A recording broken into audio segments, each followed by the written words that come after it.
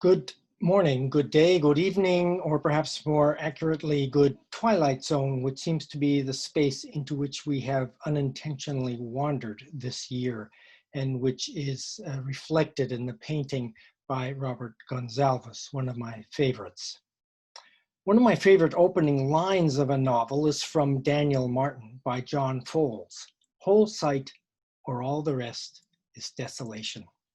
I would concur with Fowles, and although desolation seems a strong word, I suspect that many people in pandemic lockdown might look for something even stronger. The notion of whole sight is particularly relevant to global events such as the 2020 pandemic of SARS-CoV-2.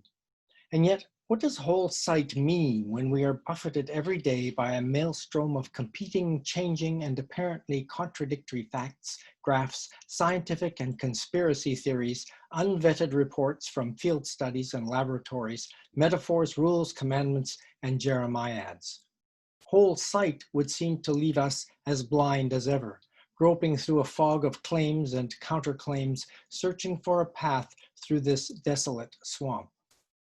SARS-CoV-2 is a novel virus, and although COVID-19, the disease manifested in some infected people some of the time, is confusingly protean, the story of its emergence is not novel and may offer us some guidance for how we might think about and plan for the years and pandemics ahead of us. At one time, I thought that vagabonding around the world as a teenager was a waste of time when I could have been doing something useful, like feeding the hungry or mowing the lawn. Later, after studying 20th century European, North American, and Chinese literature, I wondered whether my education in the literary arts was preparation for being an underpaid worker in the publishing industry, or a better paid but mind-numbed laborer on the green chain in a sawmill.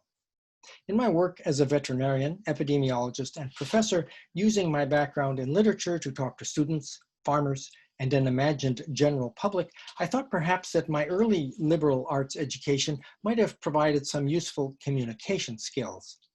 Now, having finally retired after 50 years of education, research, travel, teaching, and other work, and dreams of writing novels and poetry, visiting my grandchildren and children, and raising chickens, I wonder if it has all been a long and winding road to help me come to grips with the pandemic of 2020.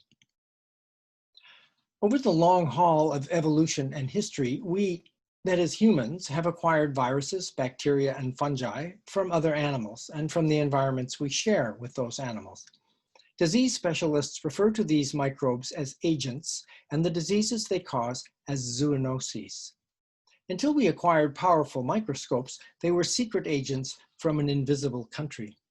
Most disease agents have a home country, which we call a reservoir, where they live and reproduce without causing too much trouble. Only sometimes are these agents transmitted to people, where they may cause disease. In this case, humans are called hosts. If the English language were logical, the agents would be called guests, which they generally are not. Historically, most researchers, including myself, tended to think of zoonotic disease agents in connection with specific animals. We wondered what we could catch from pigs, chickens, dogs, cats, rats, bats, pigeons, and monkeys. That was how I organized my lectures at university, as well as my 2007 book on zoonoses, The Chickens Fight Back. If we use this traditional classification, we can identify agents that are shared between other animals and people directly. For instance, if the animal bites us and we get rabies, or if we bite, that is, eat another animal and we get salmonellosis. Other agents are transmitted by arthropods. For instance, the microbe that causes Lyme disease is transmitted from field mice to people by ticks. West Nile virus is transmitted from birds to people through mosquitoes, and the one that causes bubonic plague is transmitted from rodents to people through fleas. Sometimes we pick up parasites from environments that we share with animals. This is the case, for instance, with cat and dog tapeworms and roundworms, and the reason we have pooper-scooper laws and advise children to wash their hands after playing in the sandbox. I should note that in biology, exceptions are the rule. Sometimes the plague is transmitted directly between people or from an infected cat to a person when they rub noses, which has happened at least once. But this route of infection is less common. Keep this exception as rule in mind when we talk about SARS-CoV-2. If the agent can't make itself comfortable in us and multiply, we might get sick, but are unlikely to pass it on to other people. We might have an outbreak or even an epidemic where a lot of people inadvertently eat excrement or get bitten by mosquitoes or fleas or ticks or dogs in one neighborhood, but we don't get a pandemic. A pandemic happens when the agent adapts itself well enough to people that we can and do pass it on to others, as apparently people are doing in this Hieronymus Bosch painting, The Garden of Earthly Delights. For some of our diseases, this adaptation happened a long time ago. Measles, for instance, is an adaptation in people of the rinderpest virus that causes what used to be called cattle plague. I should really say caused, because it is one of two disease agents we've eradicated, the other being smallpox, which probably came to us from rodents thousands of years ago. When I decided to update my book on zoonoses and focus on pandemics, I thought at first that I might just add a few updates, some explanatory notes, maybe a chapter or two. I was wrong. I soon realized that the traditional way of organizing our thinking about diseases we catch from other animals was not very helpful in understanding 21st century pandemics. Until a few years ago, we didn't know very much about the effects and relationships in the invisible world, but powerful microbial populations, which we now call microbiomes, that live in and on and around us and in and on and around other animals and sustain the landscapes we share. So let's turn to the pandemic of 2020, which is often told as a story in which viruses and humans are battling for control. Viruses are bits of genetic material of various shapes surrounded by a protein coat and a thin layer of lipid or fat. There is debate as to whether we can consider them to be living things since they can't reproduce on their own. Instead, using various attachment sites on their protein coats, they stick to living cells where they hijack the machinery of replication to make copies of themselves. These attachment sites need to match up with sites in the host, and exactness of the match determines whether they are successful or not. We might think of viruses as very tiny, invasive burrs. Like other agents, they have reservoirs in which they rarely cause damage. However, many viruses are unstable, which means that while reproducing themselves, they will sometimes pick up new material from their new host. Successful viruses pick up the kind of new material that will enable them to hop to other organisms and adapt to them and spread from there. This messiness of reproduction enables us to track their origins and paths through populations, sort of. Based on genetic similarities between the new coronavirus and those in other species, most researchers have agreed that its reservoir was in a certain species of bat, where they have found viruses which are 96% genetically similar to SARS-CoV-2. In retrospect, this is not surprising, since 20% of all mammals species are bats, and bats are known to tolerate exposure to a wide variety of viruses. With rare exceptions, viruses from bats don't jump directly to humans, in part because we have not tended to cultivate close and cozy relationships with them. Since there has been no evidence that this coronavirus was or is an exception, that is, that it spilled directly from bats to people, lab investigators looked at genetic profiles of SARS-CoV-2 and compared it to other known viruses, trying to infer how it might have traveled from bats to people, looking at the genetic changes over time. What bits had it picked up from other animals? Initial lab investigations suggested that the virus was genetically similar to a virus found in snakes. Subsequent studies suggested that the viral genome was more closely related to a coronavirus found in pangolins, a type of scaly anteater. Later, researchers suggested that raccoon dogs and cane rats carried viruses that were genetically similar to SARS-CoV-2. Pangolins, sort of famous for being Prince William's favorite animal, are a critically endangered species.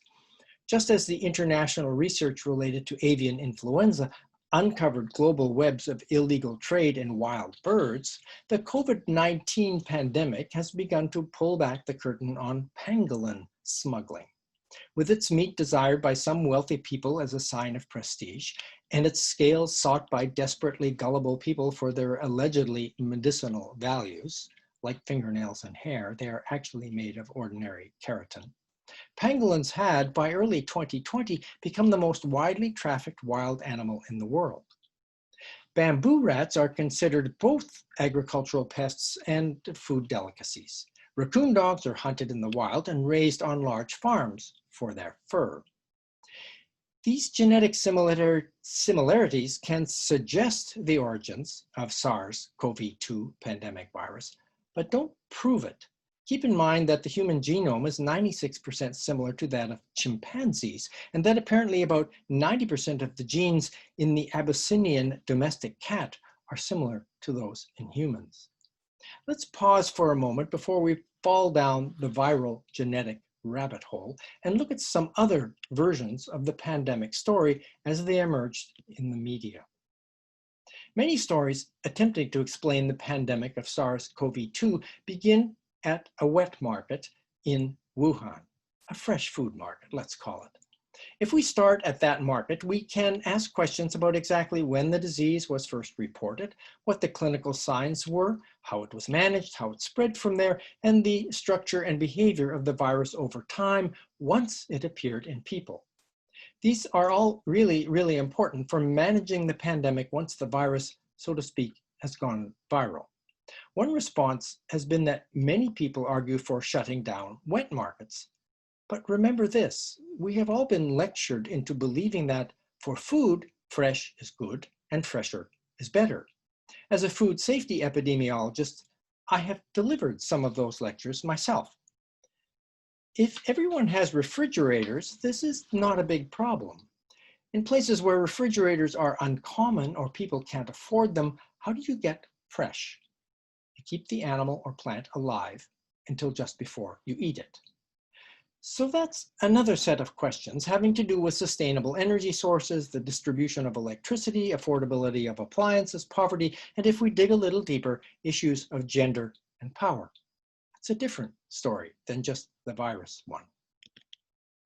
Let's back away from those stories to consider events well before the outbreak appeared in Wuhan.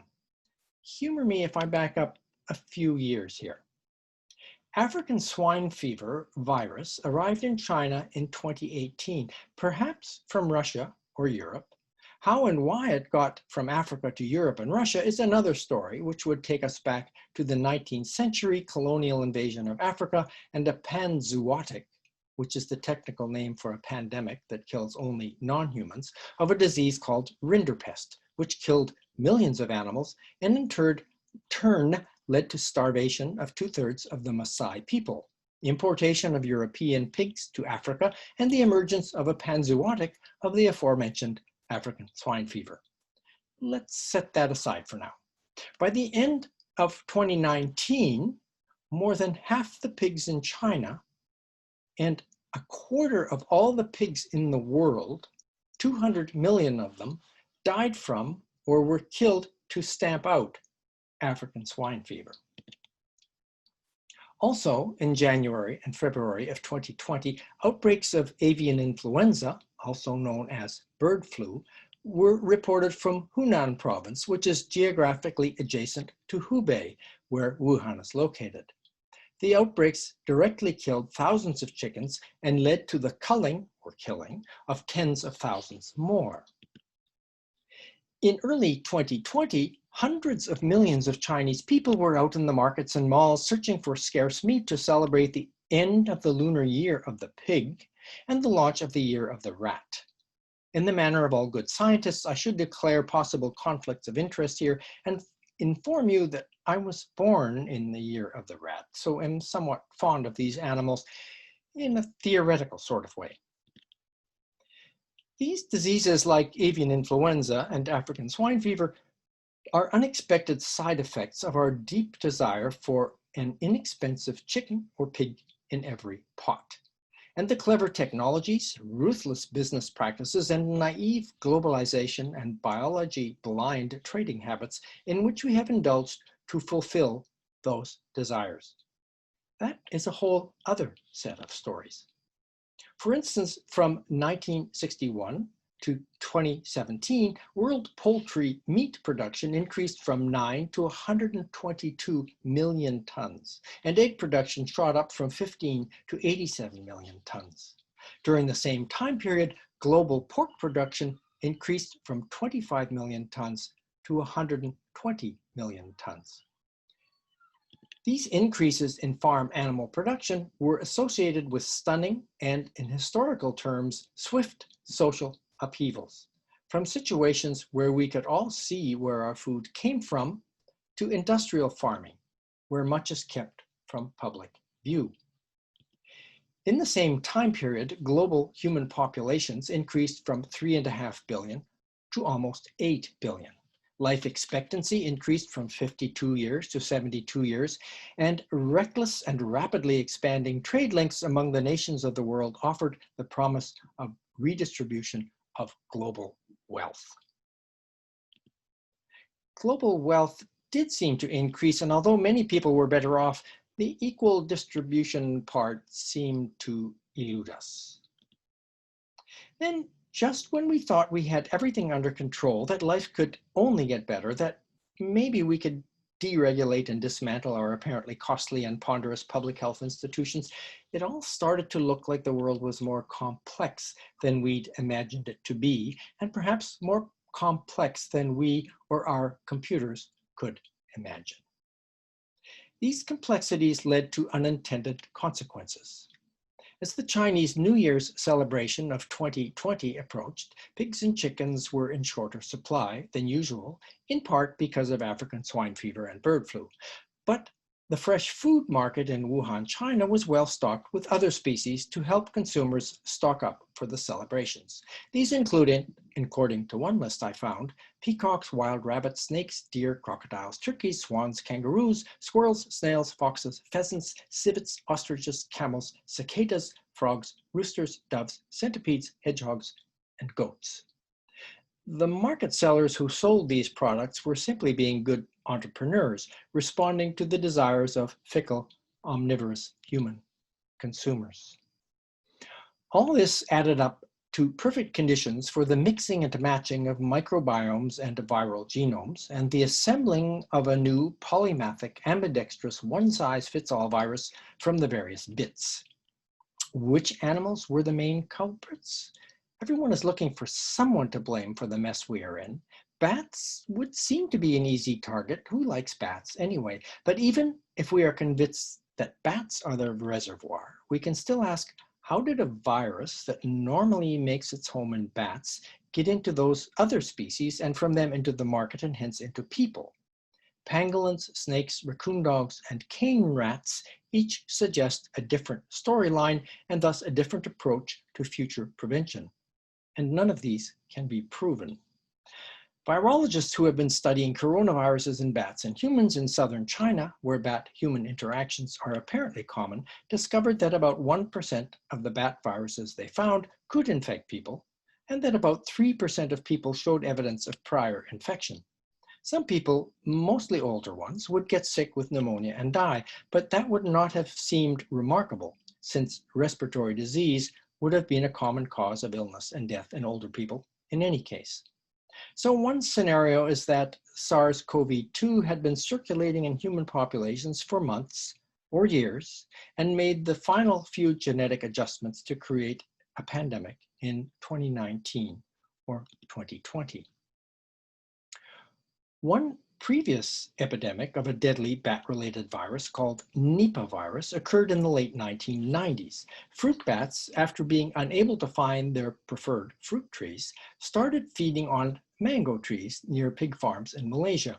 The fruit bats, the trees that they usually fed on were lost in clouds of smoke from widespread fires in Southeast Asia, the forest being cleared to make way for palm oil, among other things, a biofuel used to replace fossil fuels, the road to hell being paved with good intentions, as Grandma told us. The pig farms had been set up to supply pork to Singapore, which is a small island and didn't have room for both a clean city and the agriculture needed to provide their desired foods. Another complicated story full of good intentions. In that case, Nipah virus went from bat poop to pigs to people. In a different deadly epidemic in West Africa, human populations were displaced and bat habitat was reduced in size through war, mining, and logging by multinational companies.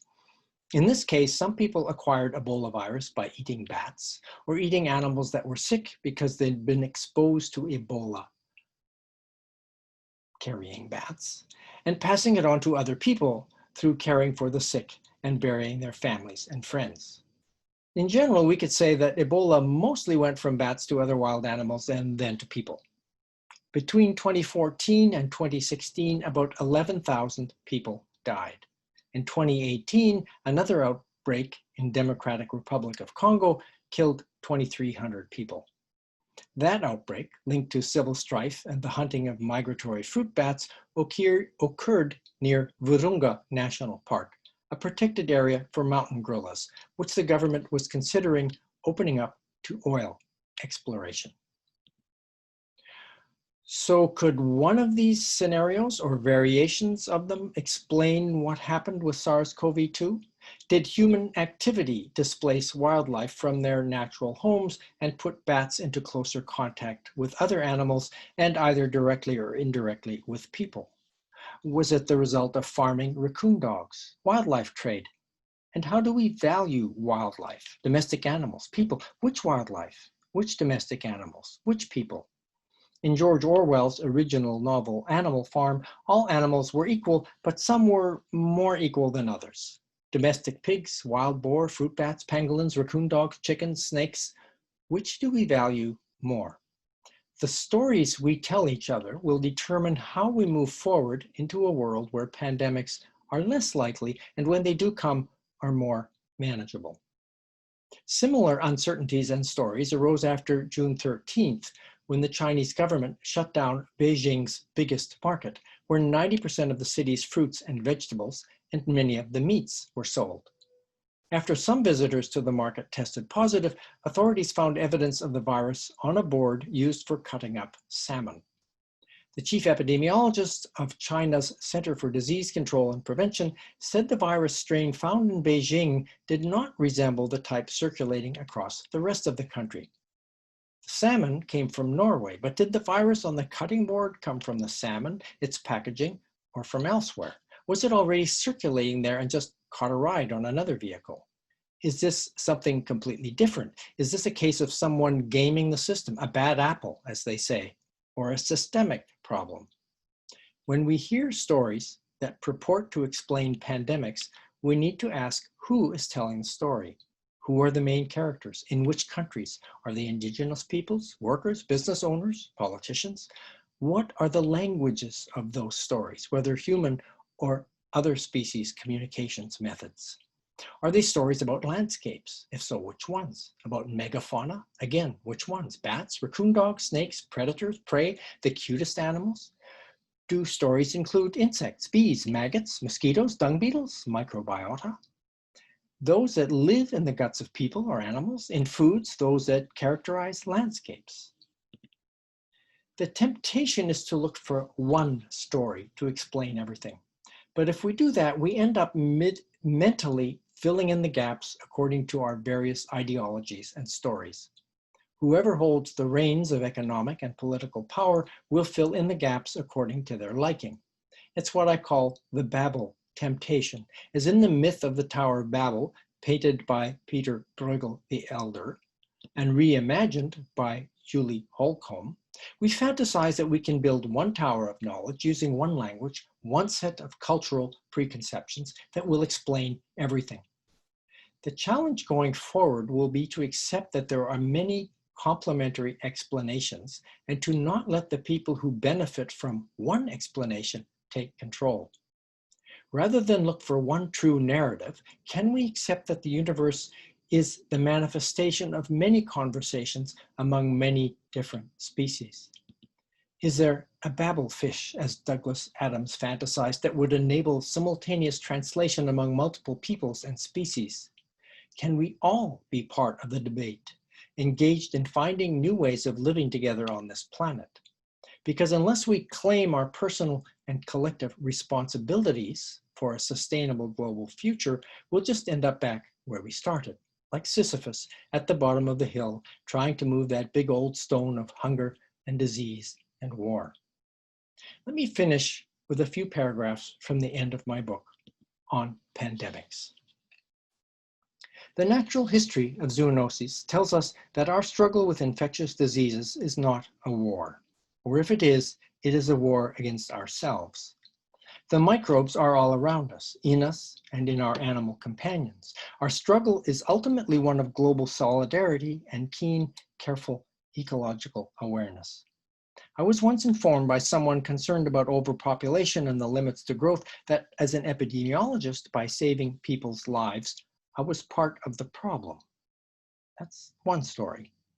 In the end, there are no logical or scientific studies that can prove we should care about ourselves or about the planet we live in and the other living beings with whom we share it. The care we take is a moral, value-based stance.